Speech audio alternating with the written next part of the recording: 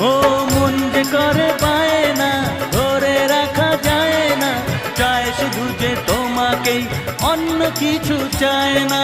জানাই তোমাকে তা দুটি চোখের ভাষা,